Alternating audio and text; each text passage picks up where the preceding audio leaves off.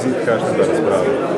Torej, sprejeli smo 2 sklepa brez glasu proti, da Slovenska ljudska stranka potrjuje koalicijsko pogodbo in da Slovenska ljudska stranka vstopa v desnosredinsko koalicijo z SDS-om, Listo Virant, Desusom in Novo Slovenijo. Torej, 2 sklepa, ki sta bila sprejeta brez glasu proti. So bili kakšni pomisleki pri kom?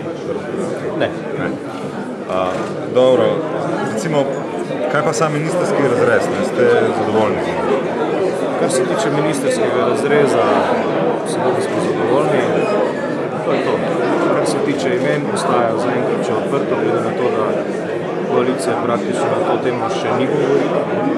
Vsa imena, ki se pojavljajo, so seveda zgolj ugibanja, o imenih nismo govorili, tako da to bo še čas je praktično za to.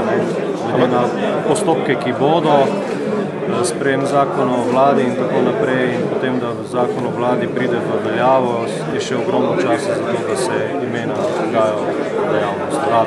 Ampak glede na princip kadrovanja Janšev, češ predsedniki ste tudi v izvršni sferi, torej v vladi, lahko rečemo, kandidat SLS-a pa ste vi in Bogovič, to je. Princip bi naj bil tak, da smo predsedniki v vladi, kar je, pogledajte, to je tudi korektno do ljudi, da tudi predsedniki prevzamemo svoj del odgovornosti, da nastavimo hrbet, kot se temu reče, v teh časih in da se ne skrivamo, niti v poslanskih klopeh, niti kje druge. Jaz mislim, da je to prav tako. Kako težek bo po vašem mnenju zalogaj rebalans proračuna? 800 milijonov evrov je visok znesek, je že jasno, kje vse to vzeti? O tem se še pogovarjamo. Začeli smo v nedeljo, zagotovo tega ne moreš razrešiti v enem dnevu, o tem bomo še veliko povedali. Zagotovo pa je potrebno pogledati tudi malce nazaj. Jaz sem v parlamentu v 3 letih veliko govoril o proračunih, pogledati, kakšne so bile porabe v letu 2008, predvsem pri tistih porabnikih, ki nimajo nobene povezave z krizo, z socialnimi stiskami in tako naprej. In na osnovi tistega potem odrediti porabo posameznim proračunskim porabnikom. Logika grajenja proračuna od spodaj na vzgor ne pride v poštev. Od zgoraj bo potrebno določiti, kdo bo lahko toliko potrošil.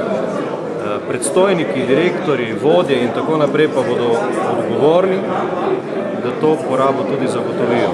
Znižamo se. Se pravi, ampak vaš resor, recimo, resor pač gospodarskega ministra bo precej širok resor, in bo tudi posledično precej pod udarom ali pa precej nepriljubljeni resor.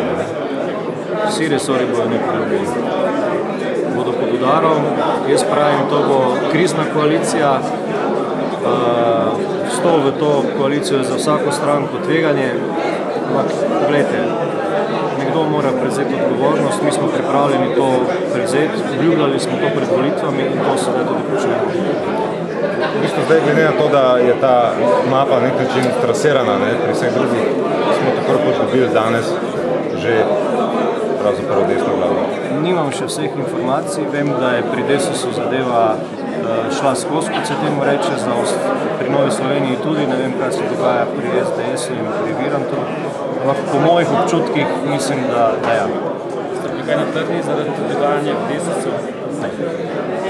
Kako bo z državnimi sekretarji je še določeno?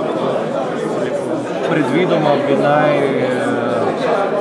tista ministrstva, ki so se združevala oziroma ki postajajo bistveno večja, imela 2 sekretarja. To je tudi vse. Tam, kjer ostane tako, kot je bilo. Zdaj se že narejen? Ne še. To je načelno razmišljanje.